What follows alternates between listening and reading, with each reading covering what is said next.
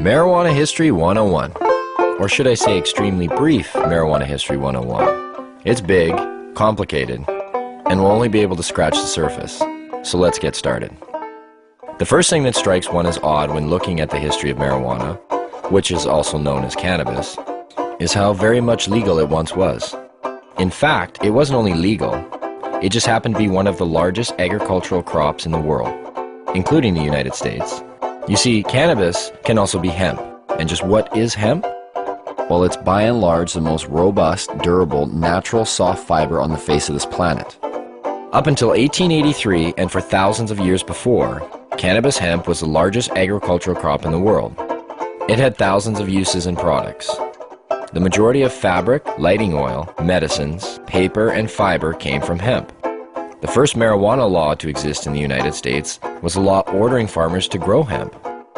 Benjamin Franklin used it to start one of America's first paper mills. The first two copies of the Declaration of Independence were written on cannabis hemp paper. Up until the 1800s, most of the textiles in the United States were made with hemp.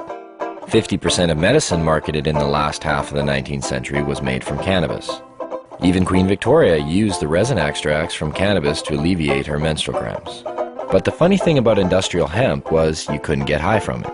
Yet, it was lumped in with the following, which also made little sense. Reefer madness. In the early 20th century, yellow journalism had surfaced.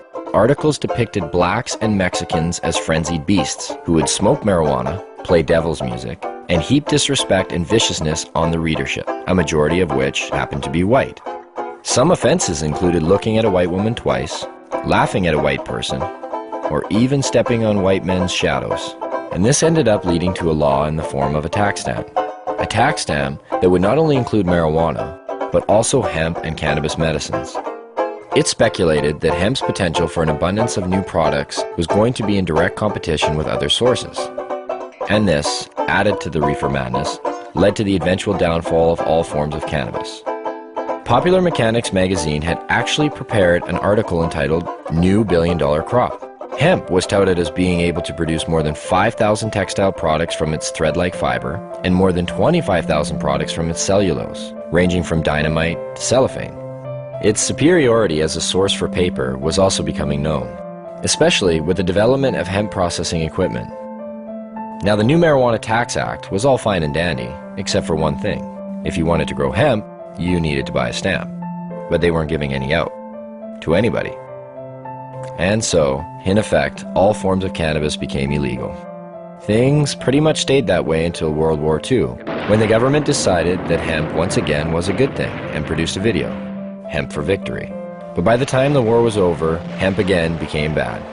And in 1948, when the marijuana law once again came into question, Congress recognized that marijuana was made illegal for the wrong reason. It didn't make people violent at all. It made them pacifists. The communists would use it to weaken America's will to fight. Congress now voted to keep marijuana illegal for the exact opposite reason they had outlawed it in the first place. And all through the years, report after report, commissioned by everybody, from the mayor of New York to the president of the United States, has come back with the view that marijuana should have no criminal penalty attached to it. Yet, marijuana remains as illegal today as it did nearly 70 years ago.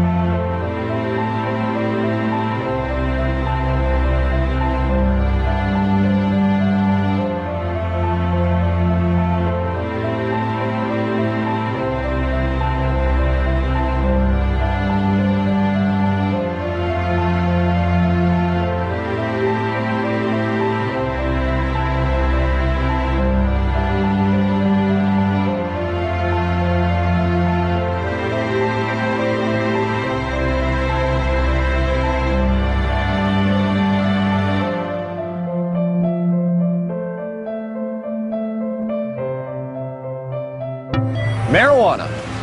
It's become big business. A multi-billion-dollar business, both in Canada and the United States. But why has it become such a big business? Here in British Columbia alone, it's speculated that the illegal BC marijuana trade brings in upwards of $7 billion annually. And up to 85% of that product heads south to the United States. Having become an international issue, when do the lines blur? How does a massive underground market like this survive while remaining illegal? Why is marijuana illegal in the first place? And if prohibition is meant to protect us, I guess the most obvious question is, does the prohibition work?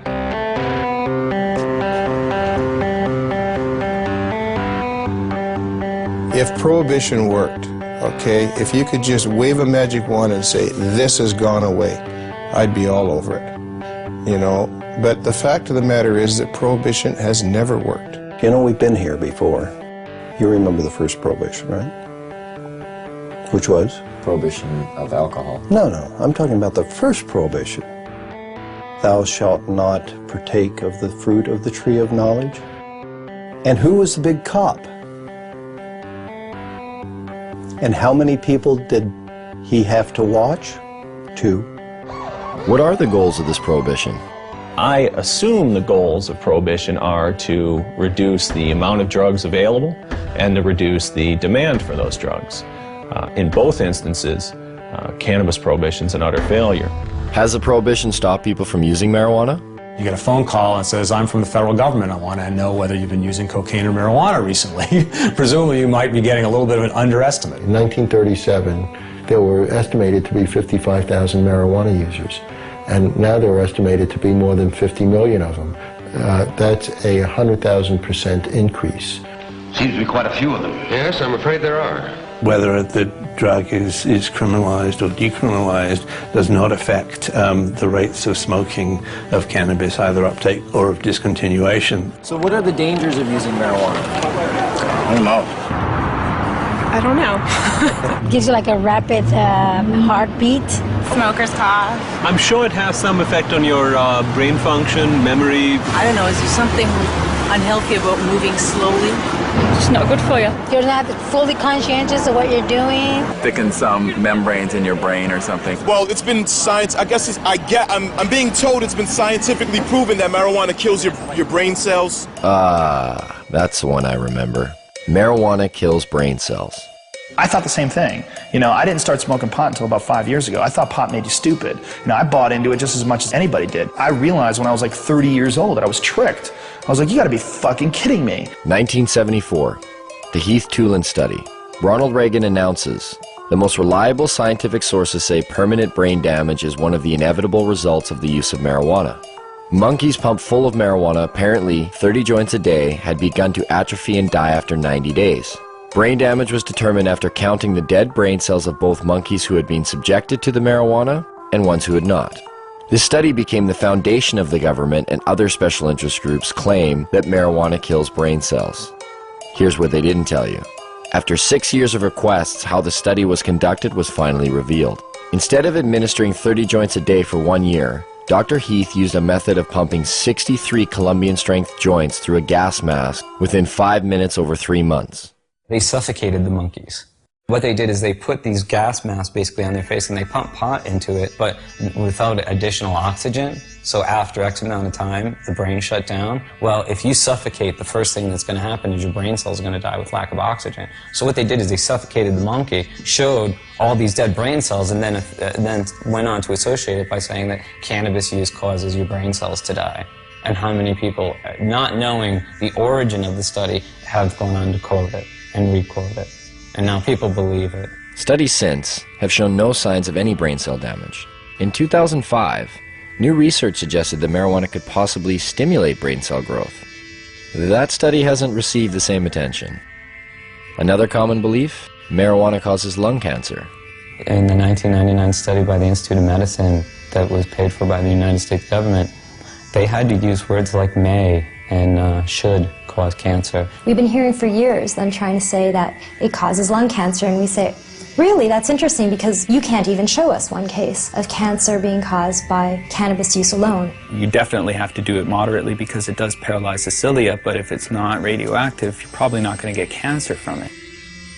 Smoking it can be harmful because of the properties of smoke. not as a result of anything in the cannabis plant, but because they're intaking heated plant matter into their lungs. People said, well, you don't know, we haven't been smoking it long enough. Look what happened with cigarettes. We've had about 4 decades, or more than 4 decades of experience. If this was going to show up, it should have shown up by now. Finally, a study came out just in the last month verifying that cannabis smoke does not cause cancer. It's different than nicotine. And the elements in the tobacco smoke do cause cancer, and the elements in the marijuana don't. There's no cases of marijuana-only smokers getting brown lung syndrome. There's no cases of marijuana-only smokers getting emphysema. Strange for a plant that's so dangerous. How come none of that? Marijuana is as bad for you or worse than tobacco? Impossible. If they had the evidence, they'd be putting emaciated bodies or emphysema, lung cancer, black lungs, they would be parading them throughout the media. They don't have one. Yet people somehow or other think that it might cause the same thing. In fact, if you look at the straight deaths from substances, a different type of picture starts to appear. The #1 killer in the country? It beat out AIDS, heroin, crack, cocaine, alcohol, car accidents, fire, and murder combined. Tobacco. That's a nasty, dirty thing to say, son. A lovely, pure white cigarette causing cancer. It gets me right here. With an average of 430,000 deaths per year, considering it's a #1 killer, it's interesting to know that tobacco receives government subsidies and is grown with radioactive fertilizer.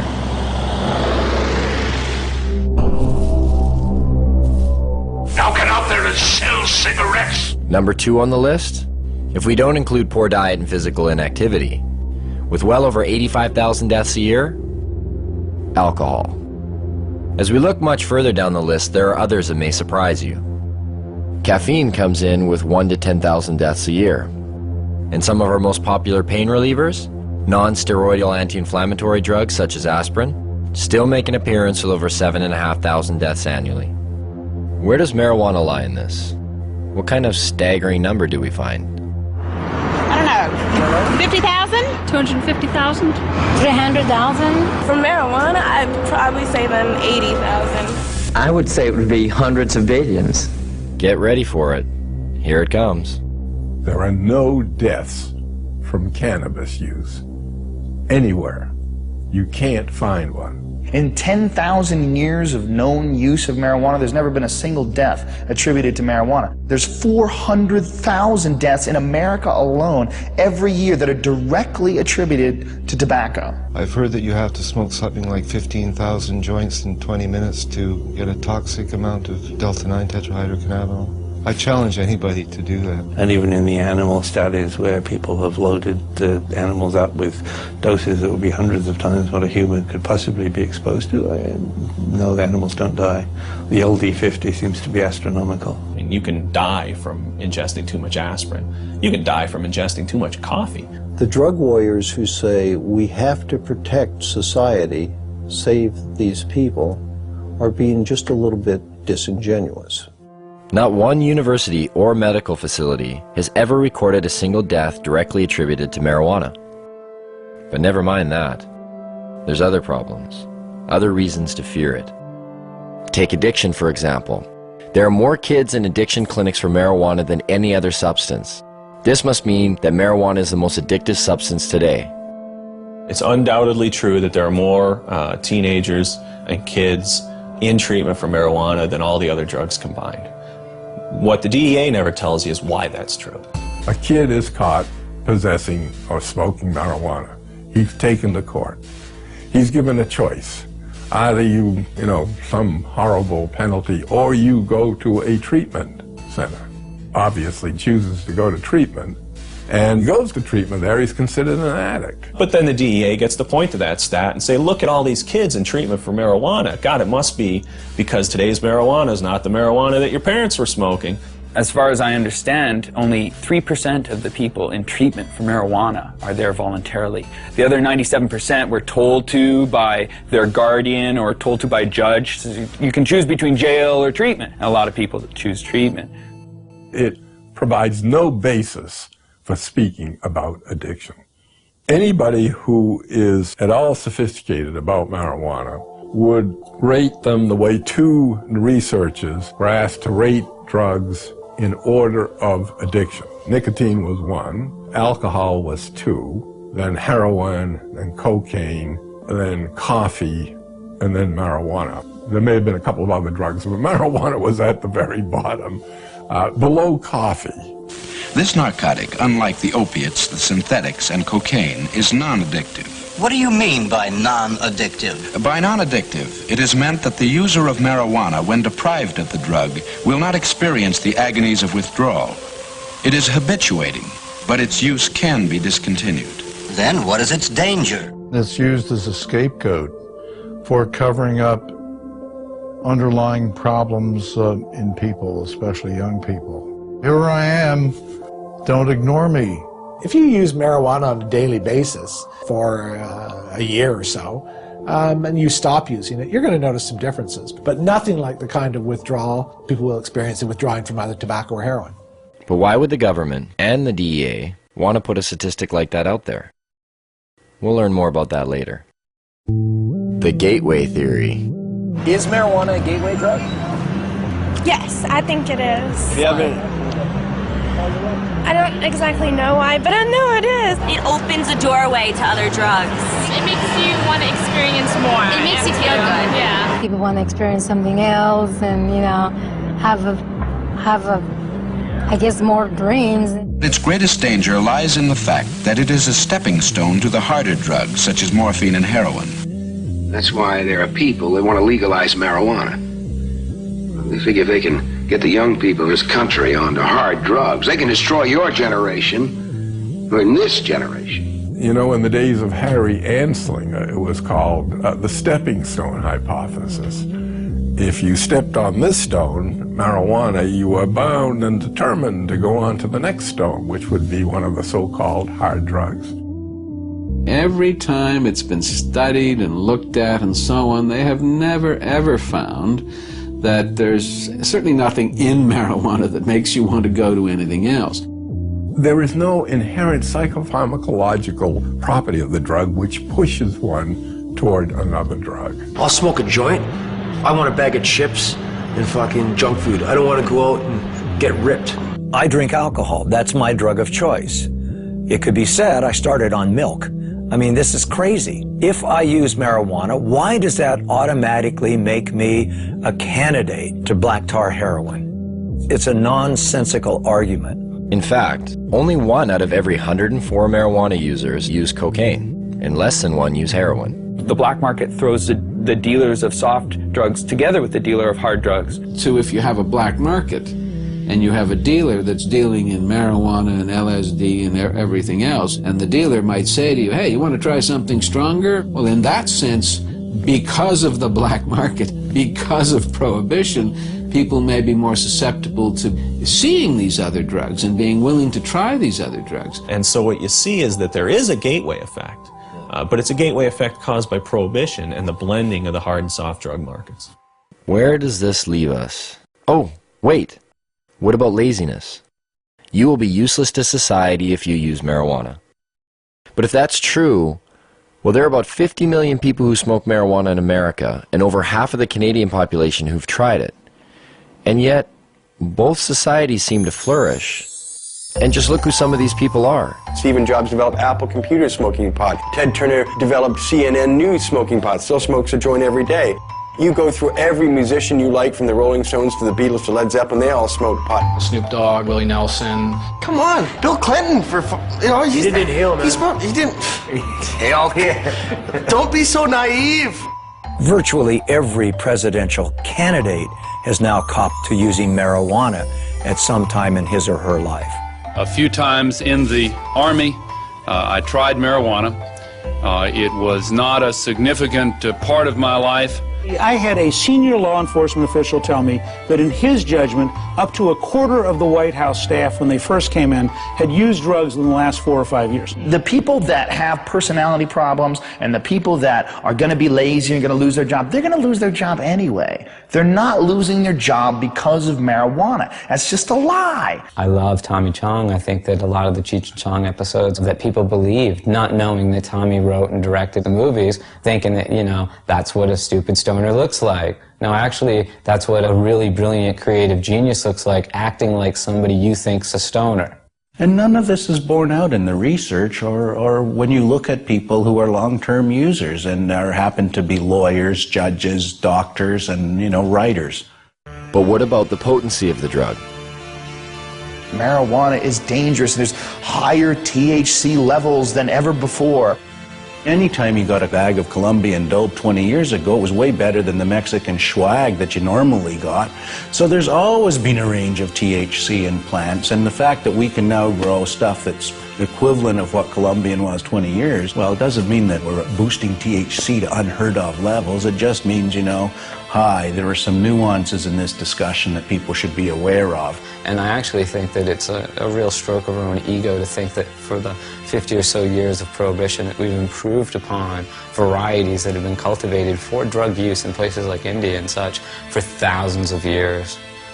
People say, well, you can abuse marijuana. Well, shit, you can abuse cheeseburgers, too. You know, you don't go around closing Burger King because you can abuse something. I can take a fucking fork and jam it in my eyeballs. That mean forks should be illegal? You know, I could jump off a bridge. Should we outlaw bridges? Let's nerf the world. But what about all the crime and violence associated with marijuana? From beat cop to police chief, I saw ample evidence of the harm caused by alcohol and the absence of evidence caused by marijuana use. And I mean the complete absence. I cannot recall a single case in which marijuana contributed to domestic violence, crimes of theft, and the like. You want to know what a weed smoker looks like? You're staring at one. You know, like, I'm a weed smoker. I'm not, like, crazy or, you know, I'm not stabbing you right now. Most of the violent crime that's committed, or most of the crime period that's committed having to do with drugs, is people who are on drugs committing violent crimes. If you make it legal, if you make it cheaper, you make it more available, you're going to have more violence, more addiction, Tom, that is more not crime. true. Stop lying to us. Now, come on. Stop lying to us. That is not true. You know, don't tell me that. I've smoked pot, Tom. But I've admitted it. I've done it. I've done all of the big three. I've done tobacco, I've done alcohol, and I've done marijuana, Tom. Guess what? Marijuana's the least of the three, pal. You guys prove me wrong or whatever. I want to hear someone that has smoked too much weed and went home and beat his wife and beat his children or whatever, like you see on booze. The only big issue on alcohol is drunken driving and binge drinking among college students. Otherwise, you can drink to your heart's content. There are far more crimes committed under the influence of unadulterated, if you will, emotions. Anger, rage, jealousy.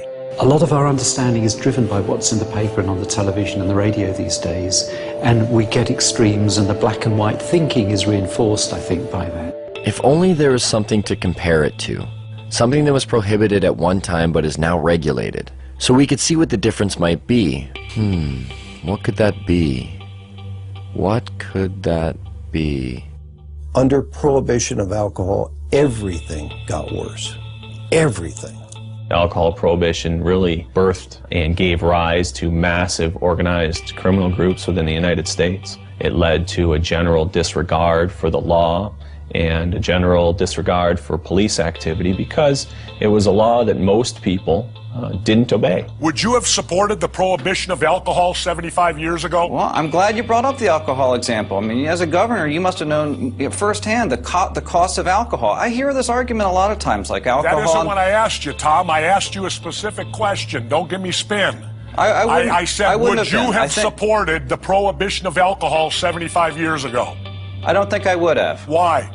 Because alcohol, for better or worse, and a lot of times for worse, it's a close call, is a long entrenched and ingrained part of our culture and our society. I mean, you go back thousands of years, the first writing is about alcohol, the Bible, everything else. It's really hard to reach in Tom, wait and a pull minute. this out of society. Let me inject something then. If you believe that God also made the marijuana plant, didn't he? Society. I'm talking about our culture and our society. You just said the Bible. Alcohol poisoning went up by 600% during Prohibition.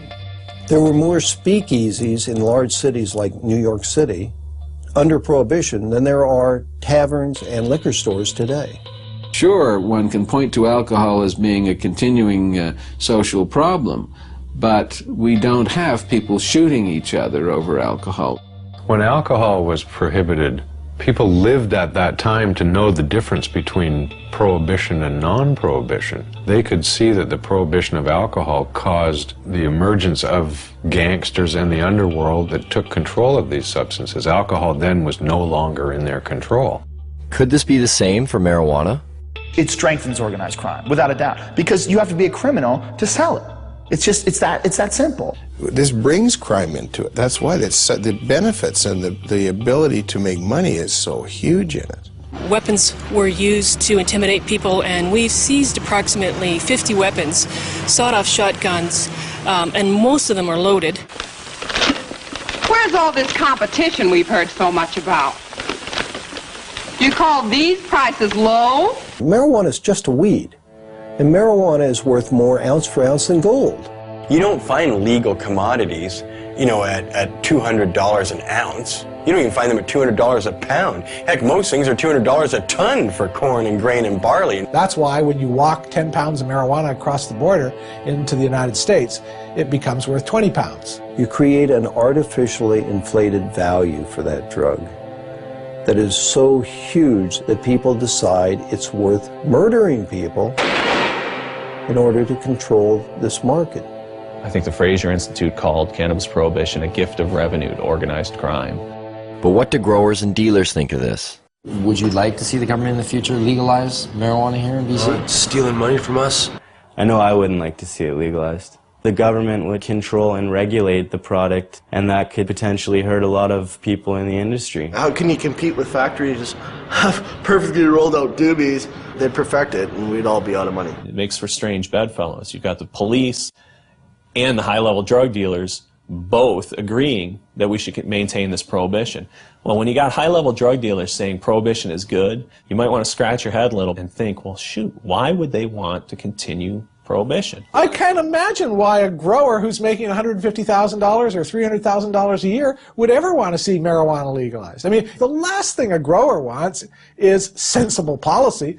The madness continues and they continue to get rich. You know, Betty, I'm going to bring this up at the business meeting tomorrow. You make the penalties stiffer?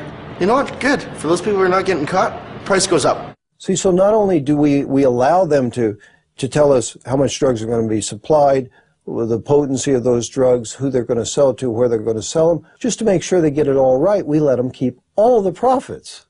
So you've got essentially a Wild West. You've got an unregulated market in which anything can happen.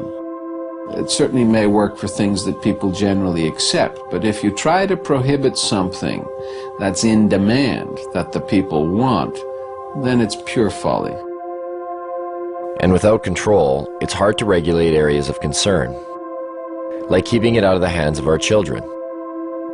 There have been some studies that suggest heavy sustained long-term use from adolescence to adulthood has the potential to exacerbate symptoms of those with a genetic predisposition for schizophrenia. And although there is strong evidence that refutes this, it does lead one to question, could there be a better way of deterring children from using, rather than letting dealers decide what age is appropriate? For the last 10 years, our children across the United States have said that it's easier to buy illegal drugs than it is to buy beer and cigarettes. It's harder to get beer because you have to go through a regulated establishment that's going to check ID, that's going to have those safeguards in place, that isn't just going to sell it to you because you got 40 bucks in your pocket. The guy down on the street corner, he doesn't want to know how old they are. He don't want to see an ID. He says, show me the money. And if they get the money, it doesn't matter if that child is 4 years old. They're going to get the dope. If you can't control the sale of the product, how on earth are you going to keep it out of the hands of kids? Could we be the creators of what we now see as some of our biggest problems? Have our solutions been prelude to our worst fears? You know, the use of the criminal law for the basis of public health is a wholly bad idea, no matter how you cut it. It doesn't work. You cannot legislate morality. One person can say it's immoral to legalize it just as much as someone can say it's immoral not to legalize it. It doesn't get you anywhere. You have to have a rational policy debate by talking about the consequences. Now, I've had young people tell me that, well, your generation had a martini and that was your crutch, and why can't we have our own kind of crutch? You know what? Why don't you be a generation that doesn't have to have any kind of crutch? It's a lot easier argument. If you just say, oh, it's immoral, then you don't have to debate why it is that alcohol kills so many more people than marijuana, or why it is that tobacco takes 7 years off your life and we can't establish that marijuana does anything particularly. If people do drugs and they commit crimes around those drugs, they should in fact be punished. But you can't punish someone for something that hurts no one. We should legalize marijuana, tax the hell out of it, and put every dime back into the healthcare system. Taxation and legalization? Doesn't that seem a little extreme? Wouldn't it be better to just decriminalize? The distinction is simple. Legalization of marijuana makes it a product that is legally available to adults. That doesn't mean that there's unregulated distribution, unregulated sale, and unregulated use. The decriminalization of marijuana still makes it an offense. You're not going to go to jail for it under a decriminalized model, but society is still saying no, no, no, no. It doesn't address the problems of organized crime, and it doesn't create a situation where you have retail sales. Decriminalization is just kind of a goofy concept. To say that it's legal to own something, to use it, to possess it, but not to produce it or sell it, just seems like this illogical position, because where did this stuff come from? It's the worst of both worlds. Sends out an incredibly bad message. It should be controlled like alcohol, like tobacco. The total impact for the U.S. budget from legalizing marijuana and taxing it at rates like alcohol and tobacco is somewhere in the $10 to $14 billion range. It can be used to pay for healthcare costs. It can be used to rebate to lower taxes and give people lower tax rates. It can be used for highways, for hospitals, for national defense. It's $14 billion and can be used for whatever its best use is. The production or the harvesting, the packaging, the sales of marijuana could be handled essentially the way we handle alcohol. You sell to a kid, you sell to somebody under the influence, your license is in jeopardy. That license ought to be hard to get and easy to lose. It seems to make sense. It's a little jarring, but nowhere are these issues more relevant than here in BC. Yes, marijuana is illegal here.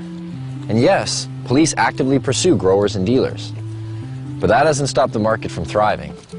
It's believed that the illegal BC marijuana trade industry employs anywhere from 90 to 150,000 people.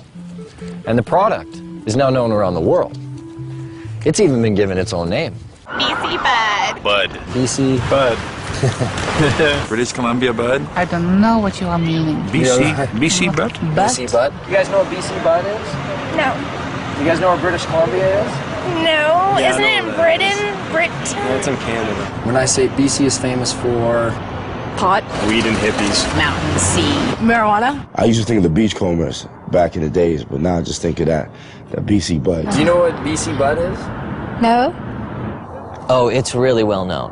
BC Bud is bud that comes from British Columbia, and that's why they call it BC Bud or Beasters. Dude, you got the Beasters? Yeah, I got the Beasters, which means you got bud from BC.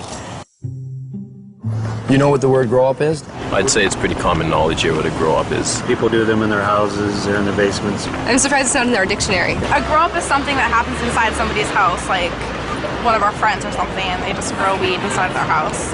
Do you know anybody that's growing marijuana? I don't, well, no. Kelowna, my hometown. With a population of only 100,000, Kelowna is said to house well over 1,000 grow-ups. A police officer stated in the local paper, if they were to bust one grow-up every day for a year, they would still be nowhere near getting rid of them. And Kelowna is not alone. Where are they in BC? They're everywhere. They're in every single corner of the province. There is no community in the province that doesn't have grows and hasn't had an increase in grows. But the fact is that there's thousands and thousands and thousands of grow-ops all over British Columbia. And the most common thing you hear when they rate a grow-op is from the neighbors is, I had no idea they were growing pot on my street. You know, if you actually took my estimates seriously, that there were 17,000 grow-ops in British Columbia in the year 2000, if you took that seriously, you're looking at roughly 1 out of every 100 dwelling units in British Columbia. We need to have a sense of that. Not bad for a province with a population of only 4 million people. It's certainly changed a great deal from the 70s and 80s when it was an import-export business to the domestic production business of the 90s and beyond. That would make us Columbia North. We're talking a lot of production. The reality is that there's a huge range of people involved in the marijuana industry in British Columbia. It's not a hierarchy. People don't beat you up if you go into the marijuana industry. It ranges from people growing a few plants to members of motorcycle clubs and others possibly being involved in the business. Police at one time used to attend to every single call that came to their attention. Somebody would call and say, I think there's a grow. Police would do an investigation, do a full investigation. Well, that has dropped over 7 years to where it's only about half the time.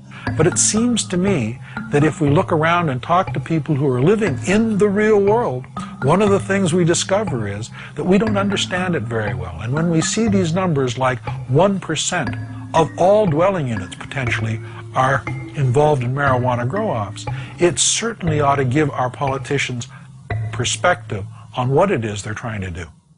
So how does one find these grow-ops? For police, it involves the use of forward-looking infrared cameras that can detect the above-normal heat radiating from a grow-op, or the sniff test.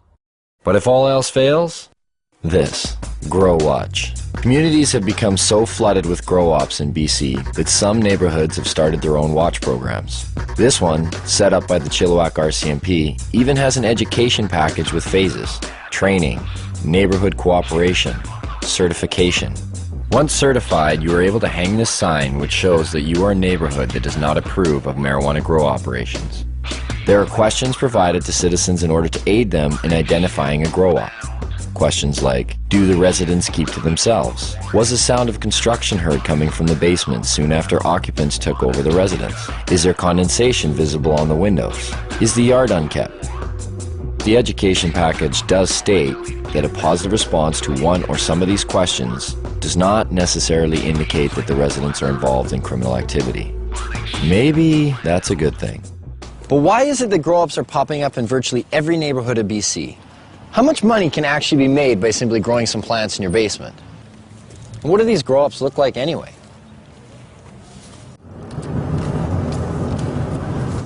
We finally got a grower. Right now we're driving to meet them. It's around 8 lights. It's not a huge show. This is what they use for clippers and stuff like that. When they hire clippers to do a show, you put these on, and if people are looking from the outside, it just looks pretty much like you're wearing sunglasses. But when you're on, I mean, I can't put them on right now because I'm driving. Won't be able to see. This is everyone's getting glasses. Director, thanks. Other producer. Where's my phone? We just wait for the phone call, so we'll keep in line for when this comes to. Oh, I see a vehicle pulled up. Maybe that's them. Hello? Okay, so put the glasses on. Okay. Now, can you tell them we're just gonna have the camera running, but we're gonna have the lens cap on? Is that cool? Okay. Yeah. No. Hey, Diggs, we're gonna have the camera running, but we're gonna have the cap on, so there's no video. Shit. Yeah, just do it. Just keep it on. Just put the cap on. How you guys doing? Feel that heart rate increased? So you're coming in the back? Yeah. All right. Over. Okay. Good. You want the camera? Yeah. Cool. You're not feeling motion sickness? Oh yeah, now I'm feeling sick. You know, we're just gonna hold people's arms and kind of guide them inside. Yeah. That's what I was saying, so I don't fall on my face here.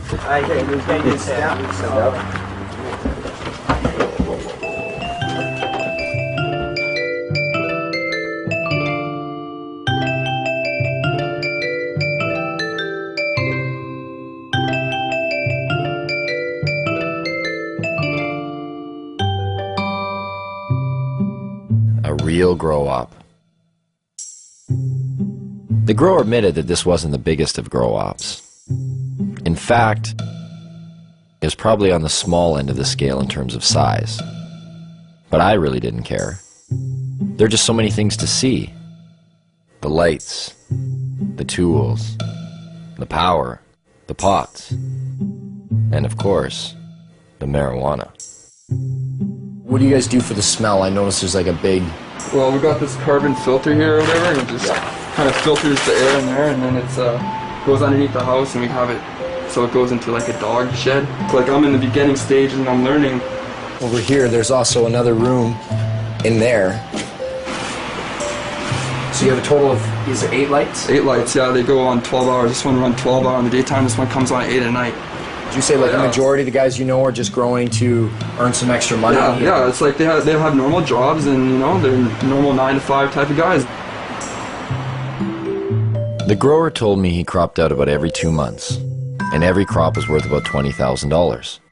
That's $120,000 a year. Even though this was a small grow-up, the numbers didn't seem small at all. If those kind of numbers are coming out of a setup of 8 lights, what kind of numbers are coming out of the big ones? And where do you find them? Well, it would seem just about everywhere. Barges, semi-trucks. Whether it was for the mobility of it, or whether it was an attempt to disguise the smell of burning marijuana, of growing marijuana, in any event, it's unusual for that reason.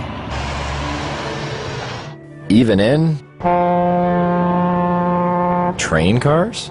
Yes, it seems as though even our beloved caboose cannot escape grow-up fever. When we read that 20 train cars were buried underground to grow marijuana, busted or not, we had to see this. So we set out. But not before asking our sound man if we could use his SUV, and coaxing him with a little free gas. Where we were going, we would need it. We're in the boondocks, way up here. You wouldn't want to go over that puppy. This is what they brought up diesel fuel to power the generators in. With how much they were growing and how much the generators needed, I mean, that's a full truckload there. And finally, after a few hours on the highway and climbing up the side of a mountain, we get there. We had to go into 4 low just to get up here. You can see I'm dressed right. I'm in jeans and frickin' sneakers. Fuck. My feet are cold. There's no neighbors. Like, look to the right. There's nobody there. Nobody here, nobody there. I mean, I imagine they're probably laid this way. They've been obviously following you, like where you're getting your diesel, where you're getting the tanks, where you buy 10 train carts, where you buy 150 lights.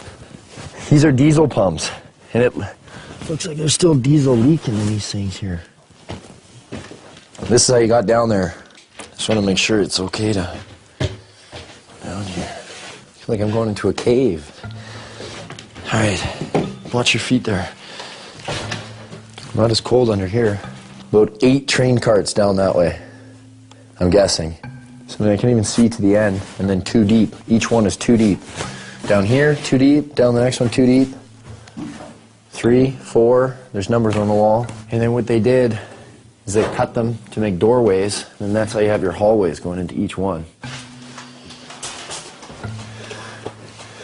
There are water reservoirs here. And you see 1, 2, 3, you're like, okay, that's quite a bit. But then there's this one, and that one, and another one at the end. Look at these things. Like, no wonder the cops just left it. Moving this shit would be a pain in the ass. Yeah, these train carts. I see why they bought them. They got a deal. They're like all rusted in the bottom. We could start growing here tomorrow. There's still dirt and fertilizer ready to go. Well, here, once a little leftover plant there. Look at this. Just look at all this wiring right here. You can see the cops that come severed everything.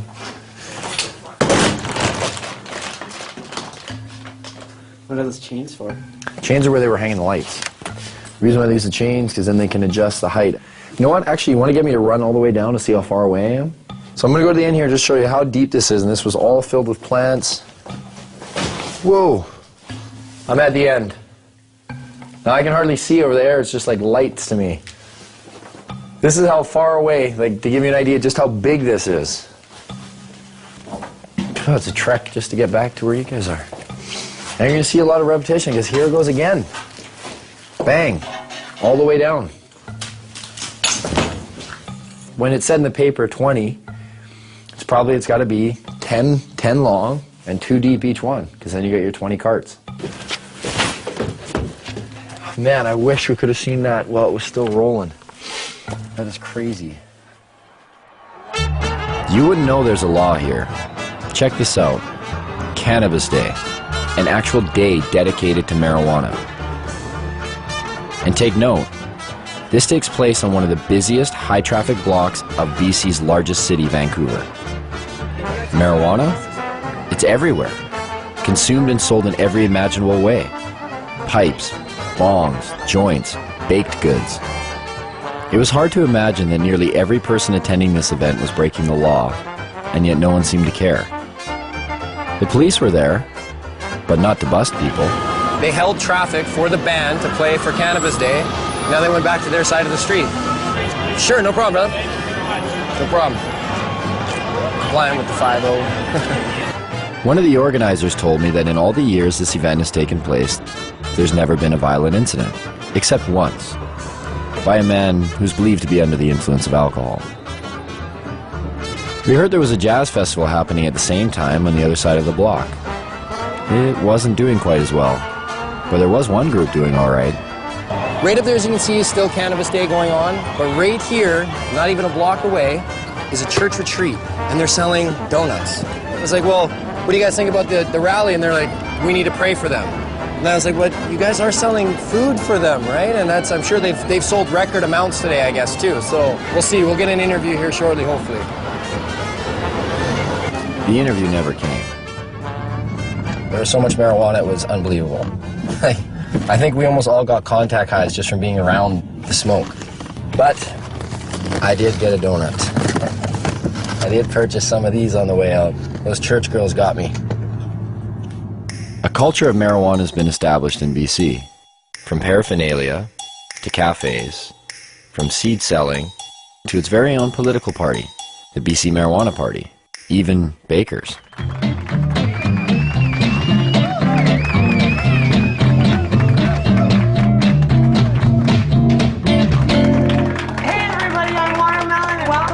Vaudeville cooking show, Baked and Baking, where we're going to revolutionize the cooking show and we're going to let you guys in on the action. Meet Watermelon Girl. She's made a name for herself as BC's only drug-dealing, nudist, comic, pin-up, baker. Did I get all that in? She was arrested for selling her cookies down on Wreck Beach. A nude beach. Is this for real?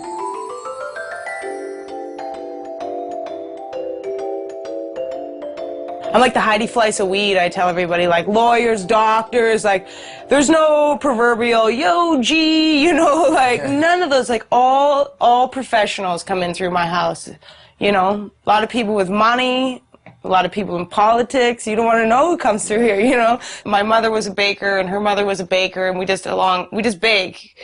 So I made these pot cookies and I started selling them. It's hard to ignore such a large demand. So if you got arrested one time on Wreck Beach, right? Yeah, I've been arrested more than once. Allegedly trafficking ginger snap cookies.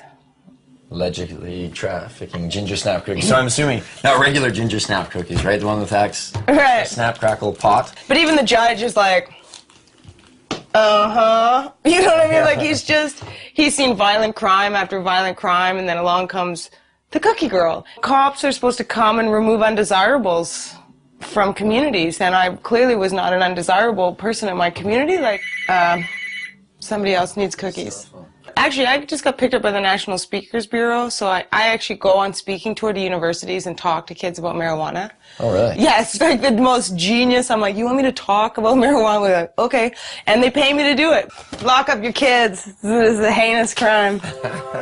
So at some point, one might ask oneself, how does an industry of this size function while remaining illegal? Where does the money flow? Who's profiting off of it? Is there really $7 billion floating around the province unaccounted for? Maybe people are feeling the effects and they don't even know it. Turns out there seems to be a system. Some have even given this system a name. Well, a lot of people here in town and stuff consider it a union, right? Union? Yeah, union, and you know, it's like a different, it's a different term for pretty much industry. It's this underground thing where there's so many different tradesmen and different people all working together. You have to work together with people that you trust because it's illegal to do what people are doing here. So this is how the so-called union breaks down. And of course, there are many exceptions to this, but this is the typical setup. First, you have a home or landowner. He doesn't take on much responsibility. He is simply the legitimate owner of where the grow operation will take place. All he has to do is pick up a briefcase every 3 months and pay off his mortgage. His hands are clean because he can claim ignorance if the grow operation is busted. Oh, I'm sorry, officer. I didn't know they were growing marijuana there. Then you have his 50-50 partner, the contractor, who will provide the equipment and hire the grower or grow himself. The grower is known as the fall guy. Why the name? Because that's exactly what he is. If the operation is busted, he takes the fall. Once the crop is matured, clippers are then hired. They prep the weed for distribution by cutting away the excess leaves and stems. What a lot of people don't understand is a part of the marijuana plant that people smoke is the bud, which in essence is the plant's flower. It's not the leaves. Clippers are generally hired on an hourly wage starting around $20. Tax-free, of course. Once the marijuana is ready, in steps the weed broker. He's not always required, but sometimes the partner with the equipment needs a broker to buy his product and then sell it for him. In the event that a broker is required, it usually means the weed is headed south to the United States. In that case, the broker will buy the pot for somewhere between $1,800 and $2,000 a pound. He'll then hire a border jumper, a risk taker, someone who has the balls and hopefully the wits to get the product over the border. Some of the most common ways?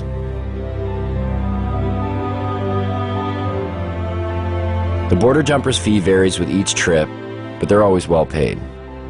Once the product has reached the broker's U.S. connection, it will earn about $3,000 a pound. The farther south it goes, the more it makes. If it manages to make it all the way out east to areas like New York, the price is driven even higher, somewhere between $3,500 and $6,000 a pound. Stricter laws demand higher prices and in turn provide more profits. In Miami, 7 to 8 pounds of BC bud will trade for 1 kilo of pure yayo. Cocaine. That in turn makes its way back up to Canada.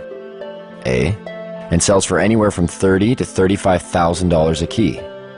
If the marijuana manages to stay in the province, it will usually sell for around $1,800 to $2,000 a pound, depending on how flooded the market is.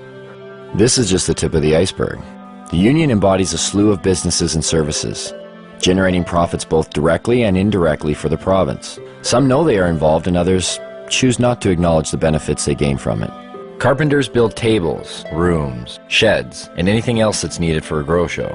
Brand new homes are being built expressly for the purpose of housing a marijuana grow operation. Electricians set up lights, wire the electrical components, divert power if necessary. Hardware stores provide construction materials to build rooms and grow operation structures. Hydroponic stores supply lights, nutrients, soil, and other equipment needed to grow. Seed sellers provide, well, seeds. Clone growers create clones from other marijuana plants to aid in quicker grow cycles. Real estate agencies market houses to growers, unknowingly, but they profit all the same. There are some realtors, though, who are directly involved in the union and will actually cater to growers' needs, finding houses in secluded areas with big basements and power that can be spliced and stolen. Mortgage brokers and lease brokers who help growers with poor credit get the houses they need to start up. Banks who have minimal security to prevent illegal money from being deposited. The way it works now is deposits over $3,000 are sometimes questioned but are left up to the teller to decide whether the deposit is suspicious. If they believe it is, they may put a note on the account. It isn't until a $10,000 deposit that a mandatory FCAC form is filled out and sent away. But it is possible for $9,999 deposits to go through with little question.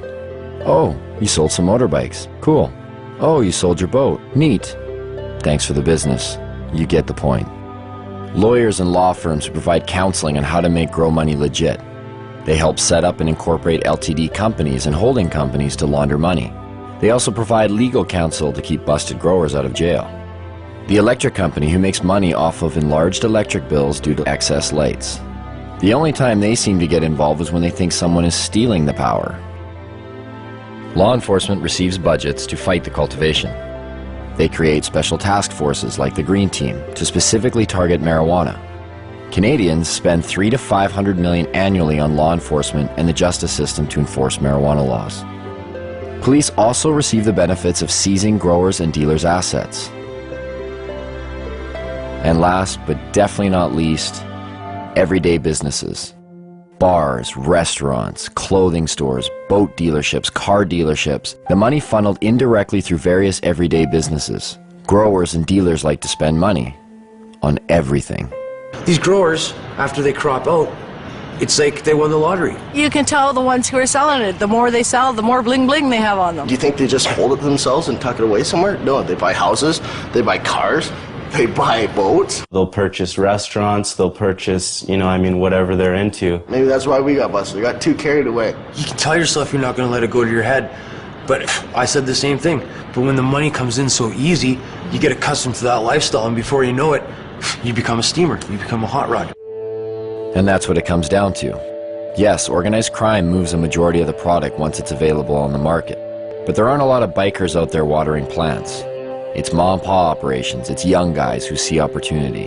It's not easy to make that type of money doing anything, especially if you've been going to school for, the past 4 years and you see this random other guy, watering plants in his basement coming out of it with an extreme amount of money. I understand. You have your degree. Yeah. And then you're in the... Yeah, I made the choice to put that aside and start growing weed. I could be making $33 an hour, which is a great wage, but really, why would I want to do that when I have the knowledge to make in a whole year in 2 months? What have we learned so far? Well, one, the prohibition hasn't reduced the demand, and it certainly hasn't reduced the supply.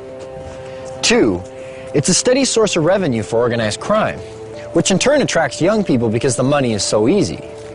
And three, being an underground market actually creates crime and violence. And yet, the only one paying the costs for all of this are the taxpayers, people like you and me. Even further, this whole deal is over a drug that seems to pose no more of a threat than the substances we already regulate. At the very least, why isn't this up for debate? Dwight Eisenhower once spoke of a military-industrial complex. Have we built up a marijuana prohibition complex? The real war on marijuana didn't start until 1972. And President Nixon said, it's all the Jews smoking pot. And he really said that. When Nixon got into this with this war on drugs, he had things that he wanted to do. He had an agenda. A lot of the information that was kept and warehoused in the Library of Congress and also at major universities was actually recalled and destroyed. The Nixon report that came out through his administration, it was called the Schaefer Report. It was by a Republican governor, and when he studied it and gave an answer, you can pick this report up, pick up any page, open it, and if you actually have experience with cannabis, you'll realize they're telling the truth. And then when it came back saying that marijuana was essentially harmless, he totally ignored it, said we're going to launch a war on drugs anyways. He didn't even print as many copies that Congress and the House would have been able to see. 1970, beginning of the war on drugs. 76 New Jersey troopers became detectives. I was one of them. They designated 1/3 of us as undercover. I happen to fall in that 1/3. That's where I spent the next 14 years of my life. What we were targeted on was the pot smokers. There was a very good reason we were targeted on pot smokers. Most of them were protesting against the Vietnam War. Now, if you could arrest that whole group of people because they were smoking pot, you didn't have to have a Vietnam War protest, which Mr. Nixon thought was a pretty good idea. So when President Nixon declared the civil war that we're living in right now, the drug war, in 1972, it was really a war on marijuana. It really didn't kick in until the 80s when Reagan, took over his presidency of the U.S. Ronald Reagan, he said, these young people, they get together, they read books, they smoke marijuana, and they talk. Like these three elements were a recipe for disaster. How do I feel about legalizing marijuana? Am I for it or against it? I am totally against legalizing marijuana. And Make no mistake, in the U.S. government, the focus of their war on drugs is cannabis. The focus of their rhetoric is cannabis. It's certainly used as a poster child for all drugs. When you see an ad for drugs, it's always the marijuana leaf that goes up. It's almost like a religious jihad, more powerful than going for the gusto.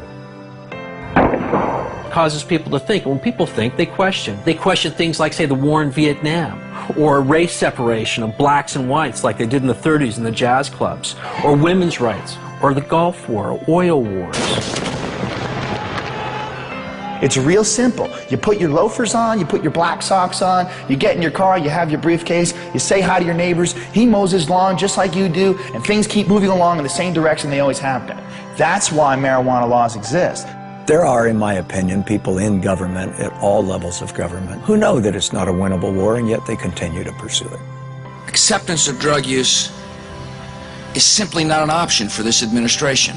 Often we go to debates and it's a police officer debating us. Okay, the police are supposed to enforce the laws. They should not be arguing for or against laws. That's not their job. Well, what is their job?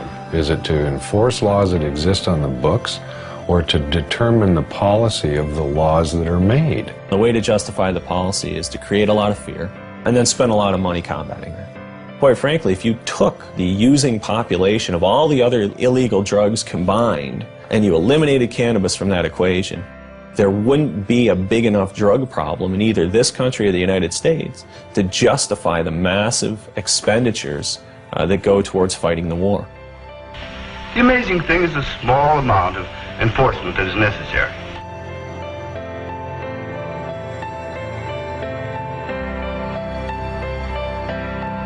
$400 million is spent annually in Canada arresting and prosecuting marijuana crimes.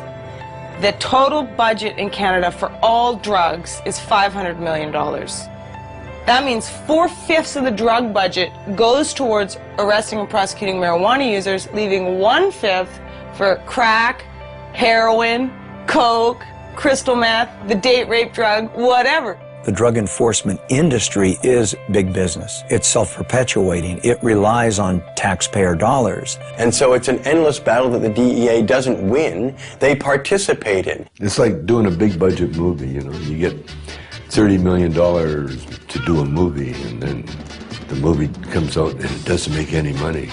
But someone made $30 million.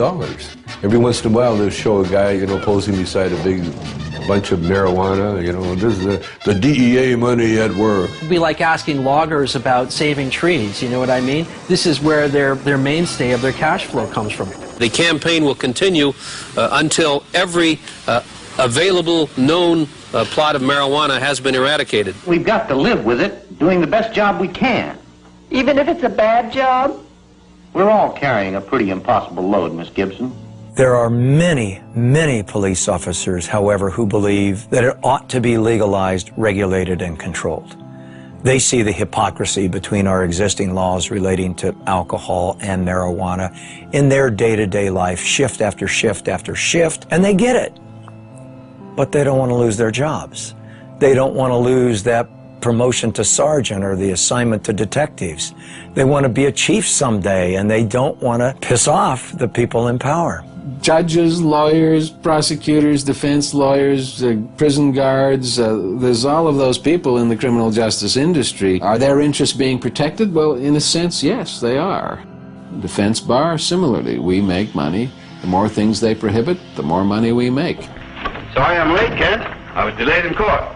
You still have large numbers of people being busted for simple possession. If you look at the stats, in terms of drug offenses, the largest group are still simple possession of marijuana. Every time you blow a marijuana cigarette, you take a chance on blowing your future. Oh, come on, Pop. All my friends smoke pot. They're not criminals. Only because they haven't been caught yet. If you do drugs, you will be caught. And when you're caught, you will be punished. 750,000 Americans every year are charged with pot possession. That's nearly 1 million people, and whether you go to jail or not, your life is in serious trouble. And that number of annual arrests for marijuana now rivals the number of arrests for murder, rape, robbery, and aggravated assault combined. You will never get over a conviction. A conviction will track you every day for the rest of your life. For instance, do you remember that guy that used to smoke but didn't inhale? Former President Bill Clinton. This is not a big issue with me. I never even had a drink of whiskey till I was 22. Now, if Mr. Clinton handed me that marijuana cigarette when he was standing in a circle with us, it wouldn't have mattered whether he inhaled or not. He would have become a dope dealer, wouldn't he? Just like all those other people that went to jail. Never to be an attorney, much less the President of the United States. But the marijuana laws protect us. They make our lives safer. They send us the correct moral message. That's how 19 out of 21 nations have gone down the drain before us. Internal decay. The breakdown of moral, ethical, and religious principles. If you've been caught, a young person in the U.S., with so much as one marijuana cigarette, you can't get a loan or grant from the government to go to college.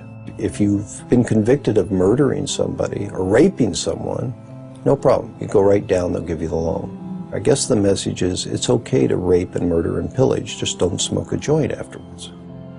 First thing that John Ashcroft did after 9/11, sent out a strike force to take down the LA Cannabis Buyers Co-op. That really helped national security a great deal. And what else helps national security? Taking down top criminal targets. In 2003, the US government put aside money to do just that. $25 million for the head of Osama bin Laden, $15 million each for the whereabouts of Uday and Qusay Hussein, Saddam's sons, and a $12 million budget to go after one of the most dangerous men of all, this man. Can you tell us what exactly you were charged with? I was charged with conspiring to sell paraphernalia.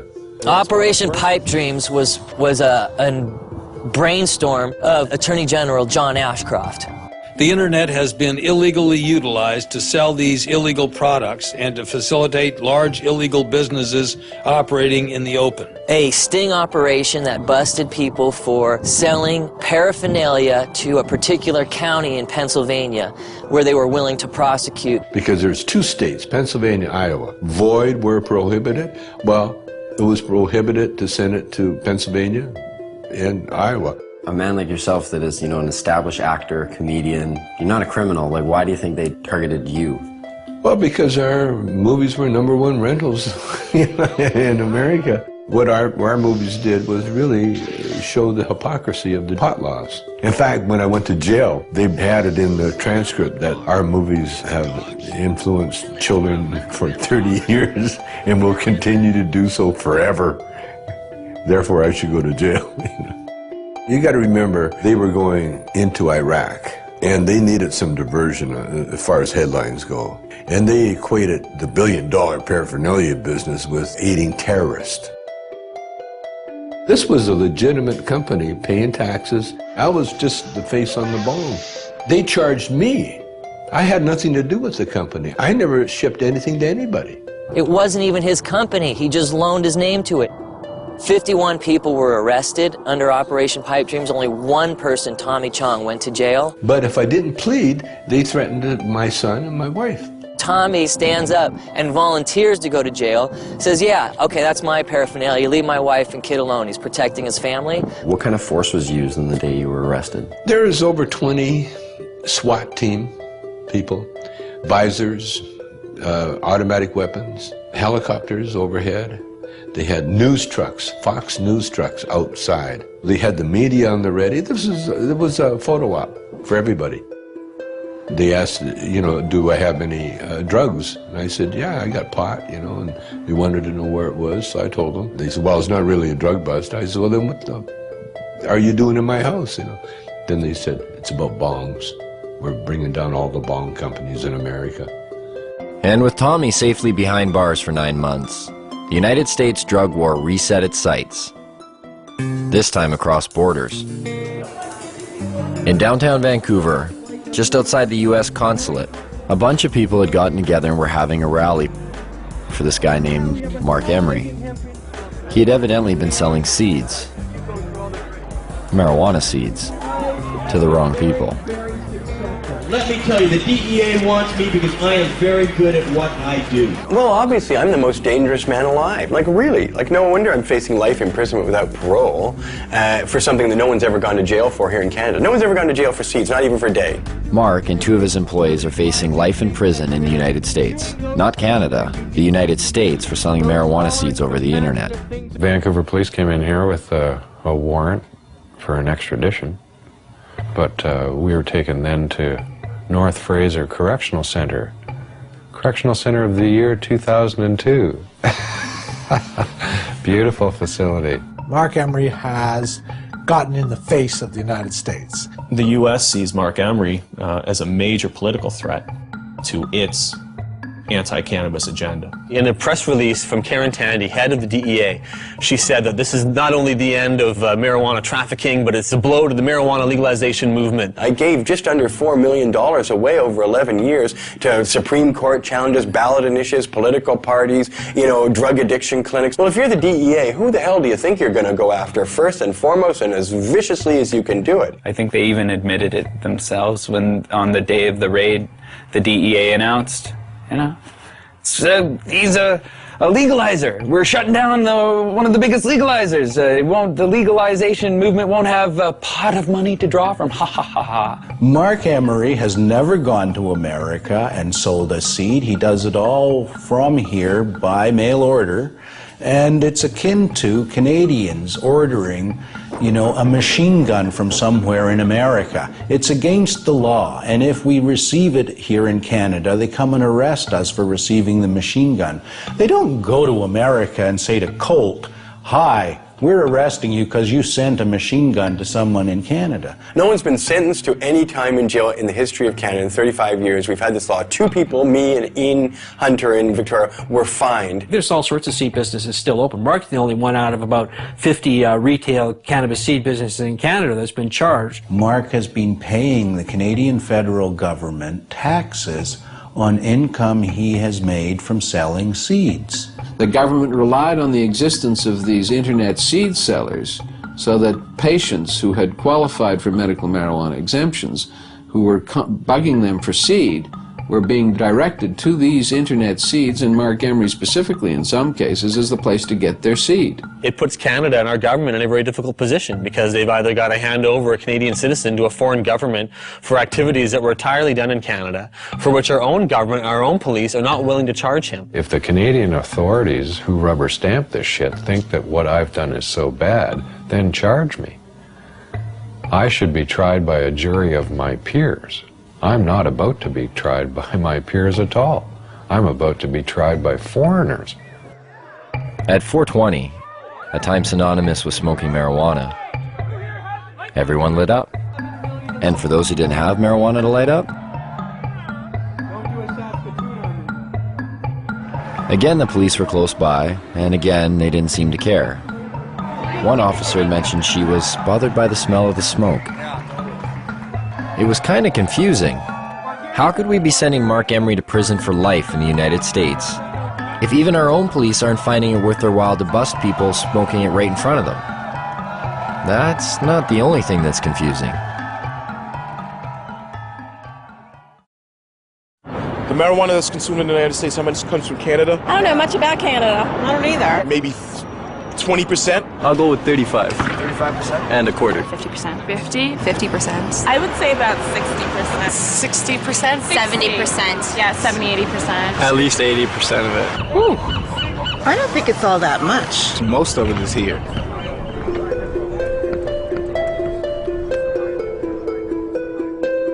We're getting the drug czar saying, oh, you know, BC Bud.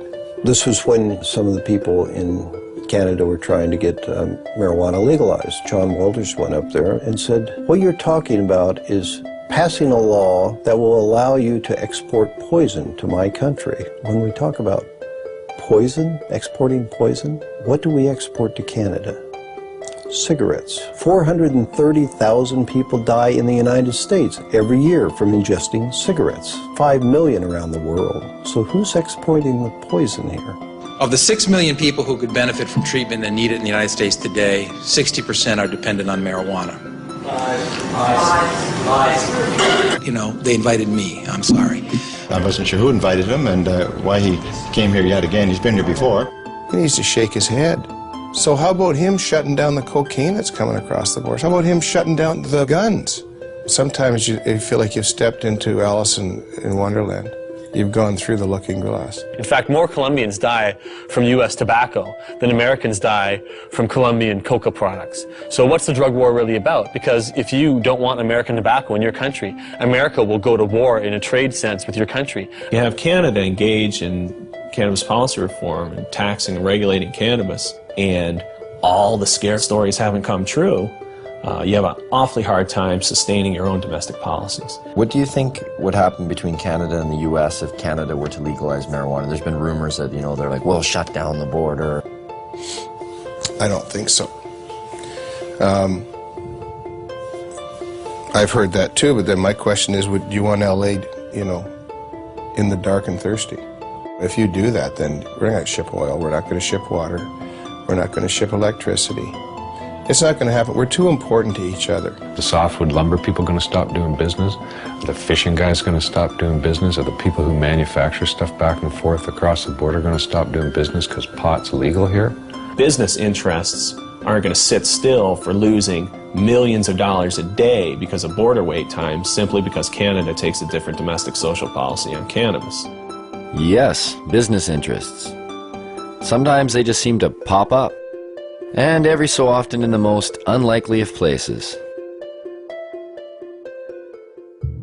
We have seen an explosion in prison construction that lags only slightly behind the explosion in incarceration. There are more people in jail in America now than ever before. In the United States, it's one of the fastest growing industries. Some major investment companies at one time described private prisons as one of the best investments you could make. So you can make more money building prisons than any other type of investment. They're extraordinarily expensive to build. They're even far more expensive to operate and maintain. Right now in the United States of America, the biggest growth industry is the privatized prison complex. Japan, for instance, incarcerates at 38 people per 100,000 population. The United States incarcerates at a rate of 726 people per 100,000 population. In a 20-year period, the prison population in the United States quadrupled. We have just shy of 5% of the world's population and almost 25% of its prisoners. Even South Africa, at its worst, didn't have as many prisoners per capita as America has now. Texas just built 77 prisons in about the last 20 years. We find state treasuries on the verge of bankruptcy as a result of prison construction.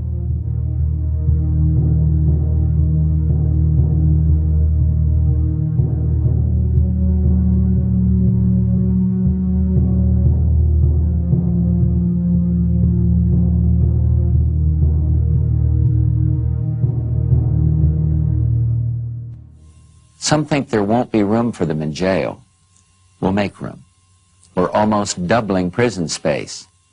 Some think there aren't enough prosecutors. We'll hire them, with the largest increase in federal prosecutors in history.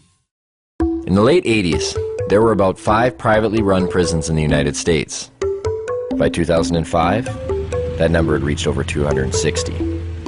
As soon as you've accumulated a certain amount of capital from building prisons, you can start investing that in ensuring job security, ensuring there'll always be more prisoners around to require more prisons. We have private prisons? What the fuck is that? How did that happen? How can you profit over people going to jail? That's scary. That's a bad, bad sign. Our society is in deep, deep, deep trouble if nobody's looking into that. Correctional guard unions have become powerful lobbying groups, pushing for longer sentences on less serious crimes. California's has become one of the most powerful in the state. The California Department of Corrections budget rose from $923 million in 1985 to $5.7 billion in 2004. Between 1977 and 1999, overall local and state spending on corrections across the country grew 946%, almost 2.5 times the rate in which spending on education increased. And prisons aren't the only thing money is being spent on. There are millions of drug tests per year. There's money to be made on that. It's huge. It started off with people saying, we really need to test people in dangerous occupations. Things like police officers should be tested, pilots in airplanes. Then somebody said, well, our athletes, we should probably test them for drugs too. Then somebody came along and said, well, it's not just the professional athletes. How about the athletes in colleges and high schools? They need to be tested too. Then they thought a little harder and they said, well, suppose we just test everybody that goes out for an extracurricular activity. That should be constitutional because they don't have to do that, you know. So now if you want to join the chess club at school or the French club, you got to pee in a bottle. Now they're pushing to make laws to test all children at school. All the studies show this doesn't have anything to do with whether kids use drugs or not. So it looks to me like this has a lot more to do with the money that's being made for drug testing. Can you imagine how much money will be involved if we can randomly test every child in school?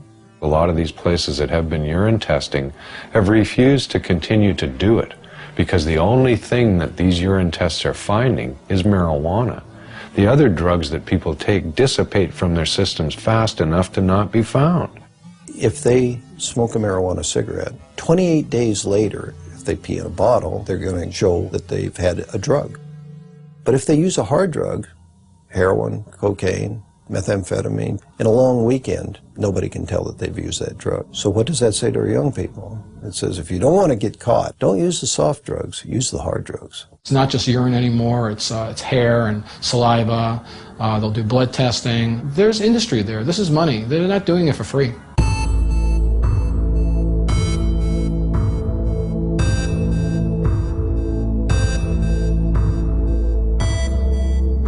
The most profitable industry in the United States is pharmaceutical. Dollars involved is just staggering. Could it really be? Has medicine really become that profitable? The fact is it has. In 2005, U.S. prescription drug sales rose 5.4% to $251 billion, and global pharmaceutical sales rose 7% to $602 billion. Now, why would pharmaceuticals be threatened by a plant? The answer may be as simple as one word: natural. Because a significant amount of research to date has confirmed or suggested that marijuana in its natural state is still the most effective form. Can you imagine a world where you or I wouldn't have to pay for certain medicines? After dealing with about 10,000 patients over the last 15 years, I would say that over 200 different medical conditions respond favorably to cannabis. It appears to have benefits that we never ever knew about. Glaucoma, epilepsy, muscular dystrophy, arthritis, multiple sclerosis, wasting syndrome, nausea, chronic pain, depression, anxiety, hepatitis C, cancer, chemo, AIDS patients. Is there a product out there today that provides as many medical benefits as cannabis? No. It remains an unutilized major resource. The way to riches in the pharmaceutical industry is to have a drug which can be patented. Cannabis is problematic right from the start because it's a multi-molecule drug. In 1930, it wasn't possible to patent plants, and that's the reason that pharma never picked up on this, because by synthesizing and owning compounds, that's where the profit motive comes into the pharmaceutical industry. The patent in the United States lasts for 20 years. Now, you can charge whatever you want at that time, and that's where you make the killing.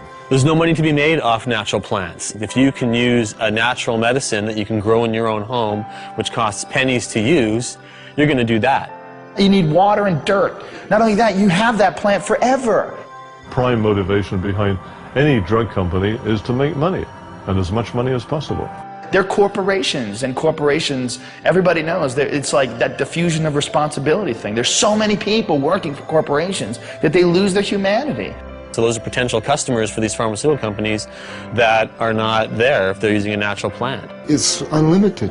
You grow more, you get more medicine. Pharmaceutical companies don't want you growing your own medicine. The government supported a small drug company by the name of Unimed to take a synthetic THC, tetrahydrocannabinol, and to put it into capsules to be used as a oral medicine. This became Marinol. This THC in Marinol is exactly the same 21 carbon molecule that's in herbal marijuana. But it's not the same as medical marijuana. It's not a crude mixture of things, and there's no guarantee that you get the same results. You can make a synthetic delta-9 tetrahydrocannabinol in a test tube. It'll have exactly the same number of atoms and the same arrangement. But how in the test tube can you put the electron spins together, the subatomic quirks and quarks, if you like, of that compound in the same way that a biological enzyme system will put it together?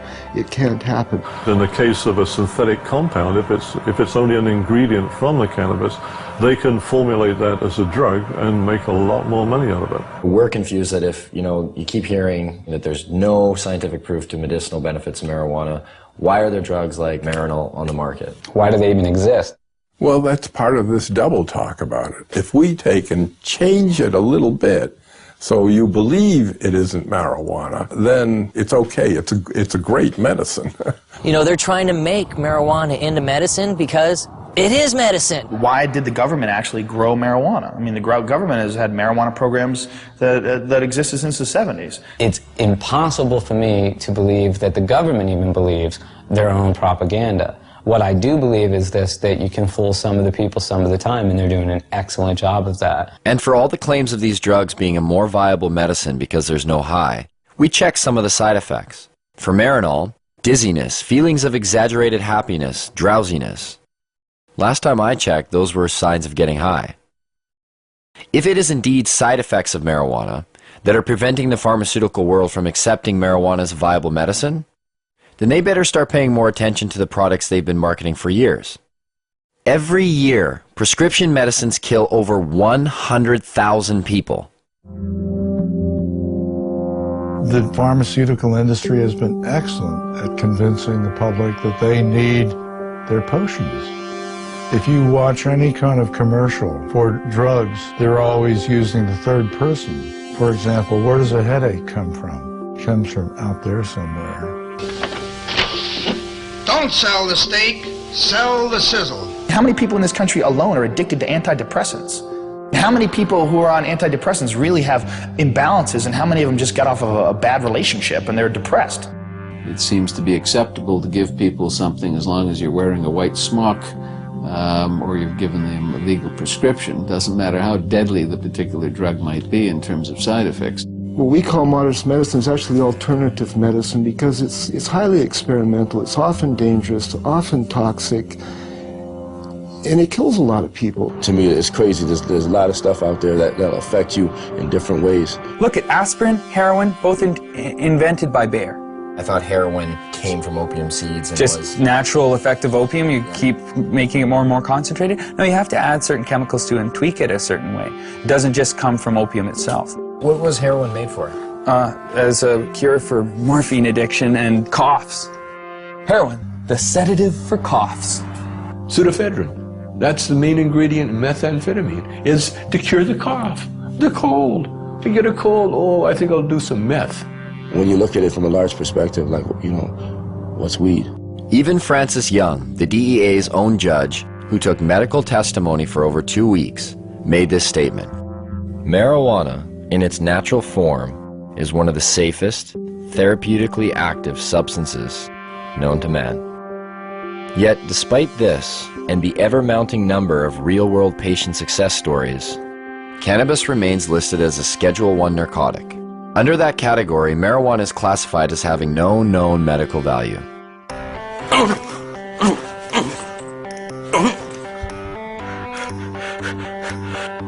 I have multiple sclerosis. When we first met Greg, his shaking was so severe that he informed us that he would need a few puffs of marijuana in order to participate in the interview.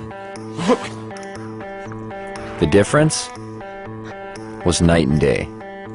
What do you say to those that say marijuana needs to be tested and regulated and have the high taken out for pharmaceutical companies to consider it a valuable medicine? That's a pretty, and I only mean this as a measurement, as to how much it is actually a pathetic thing to say. I mean, just look at me. Is it not blatantly obvious that I have just enjoyed however many tokes? I look happy. Greg has been using marijuana for years and stated to us that he's never experienced any negative effects. I'm never, I need my marijuana. That's stupid. It takes away my discomfort, let's call it. It does enhance my very being. Where do you think you'd be if you didn't get to smoke it, like dealing with your pain?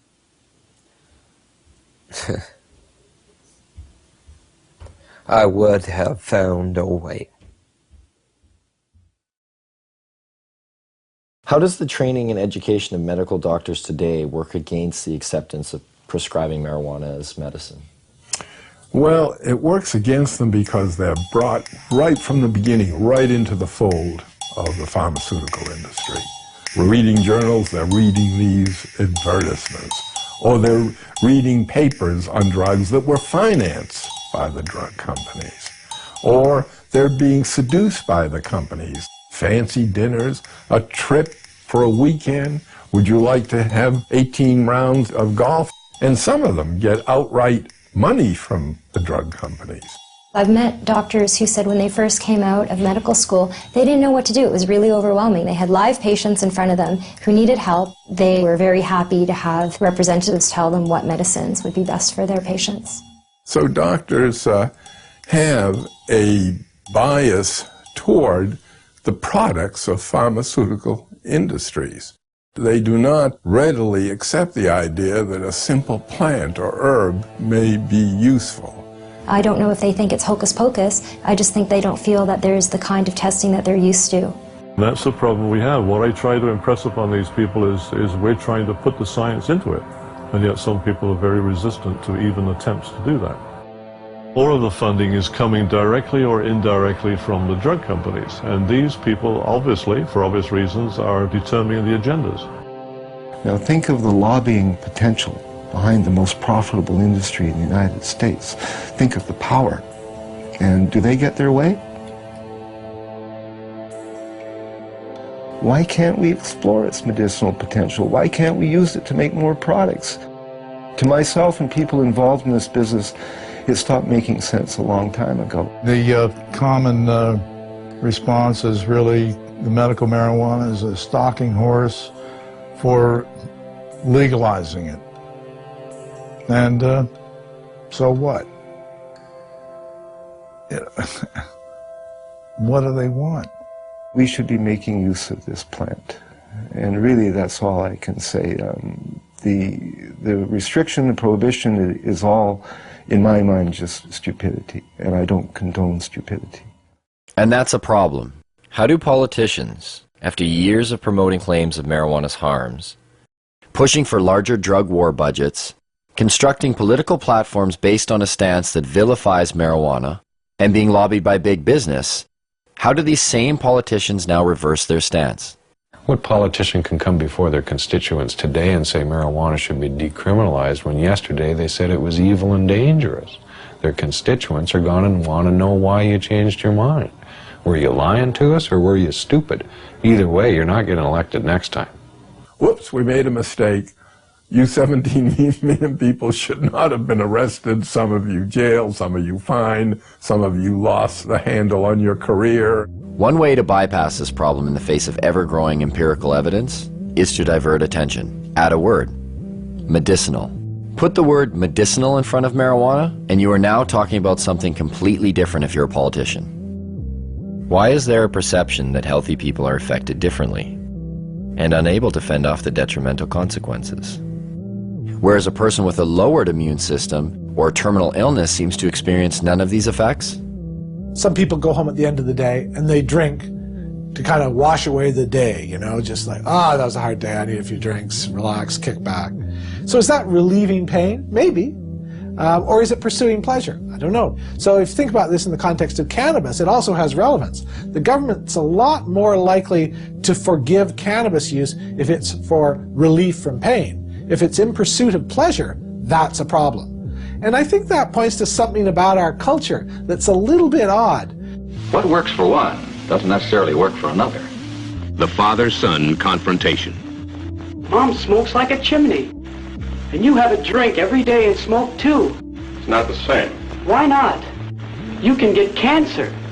Your liver can rot away.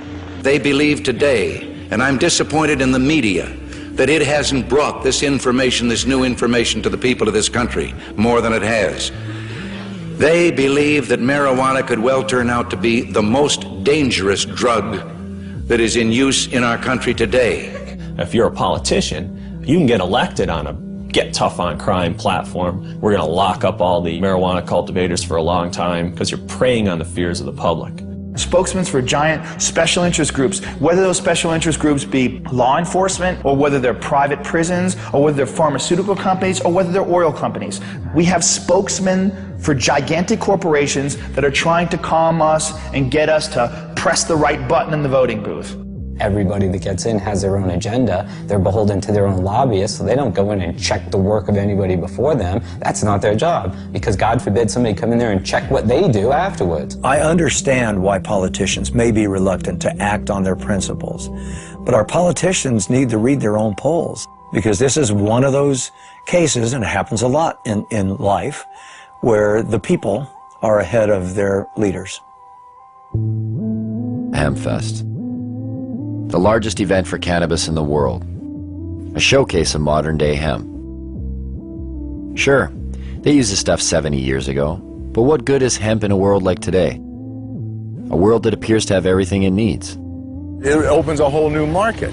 It opens a whole new market on every level. You can harvest off the seeds, you can harvest out the inner pulp and the long stem fibers. The fiber itself is the strongest natural fiber in the world. All the clothes I'm wearing today for this interview are hemp. All the clothes I actually always wear are made out of hemp. Been so since probably '94 when I realized I could buy clothes made out of organic fibers that lasted longer than cotton.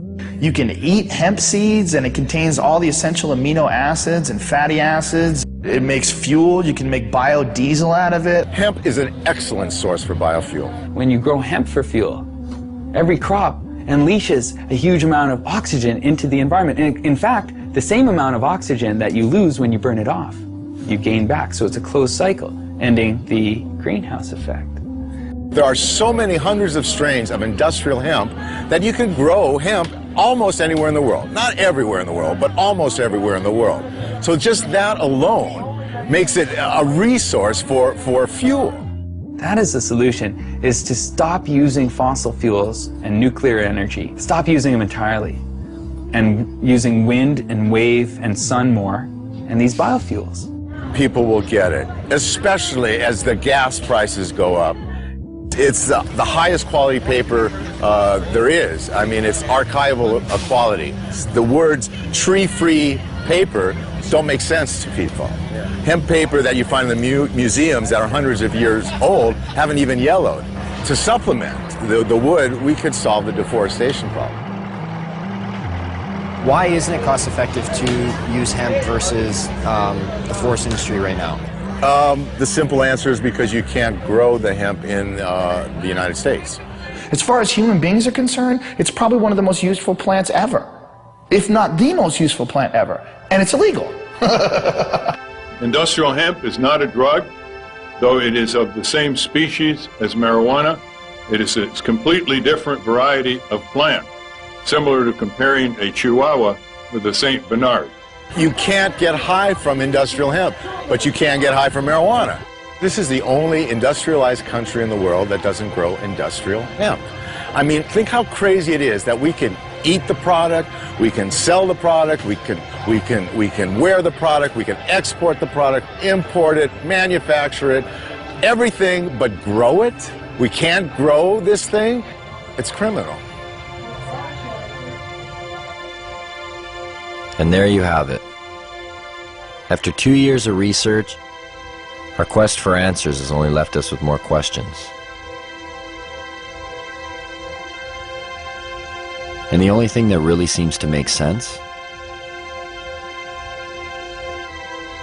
is that none of it makes any sense. It's a weird thing that you do when you make nature against the law. We're worried about things going extinct, and yet the policy on the most useful plants in the world is that they should all be eliminated and driven to extinction. Absolutely, they should still be concerned about youngsters using. But we're concerned about youngsters using alcohol, tobacco, driving automobile, whatever. But that it should be the kind of prohibition that it is now, rather than regulation, it cannot be sustained in a rational society. I believe it would be more ignorant of me to listen to somebody who's trying to oppress me than it would be to just ignore the ignorant and go on with what I think is right. Even now, this interview is being conducted. I smoke pot all morning. This is what I look like high. There's a great quote that life is a tragedy to those who feel and a comedy to those who think.